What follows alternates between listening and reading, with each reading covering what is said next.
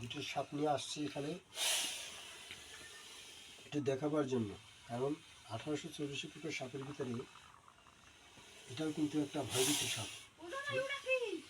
এইটা এই যে দেখো, আসলে কেউ কয় এটারে জোড়া সাপ, আসলে জোড়া সাপ না। হ্যাঁ, এই দেখতেছেন আমার ওই বিড়ালের তামসা দেখছেন, হে আবার ইঁদুর মাটিয়ে ঘরে লেগেছে।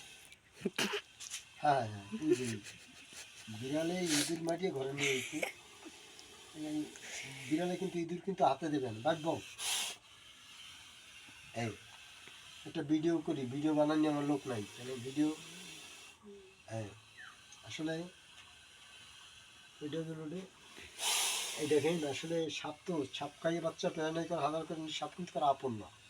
এই দেখছেন, এটা কিন্তু বিষ নেই। এই যে সাপটা দেখেন ফোনা ধরা, ওটা কোনো মানুষকে কামড় দিলে কিন্তু মানুষ জায়গায় মারা যাবে, কেন অ্যান্টিভেনাম ছাড়া লাইন হবে না। এই সাপে কামড় দিলেই অ্যান্টিভেনাম করা লাগবে না। এই দেখতেছেন, এবার দেখেন একটা সাপ আমি দেখাবো। 1824 ফুটের সাপের ভিতরেই এটা একটা ভয়ভীত সাপ। কারণ কি জানেন, এই মানুষের কথা শুনলে, জঙ্গলার পশু মানাইলে মানুষের চেয়ে বেশি কথা শুনে। পোষ মানাইতে হবে, নাহলে কাজ হবে না। এই যে আমি দেখাচ্ছি, আপনারা দেখেন। এই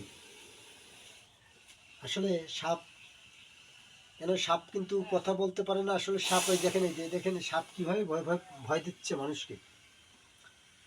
একটা সাপ দেখেন কাকা।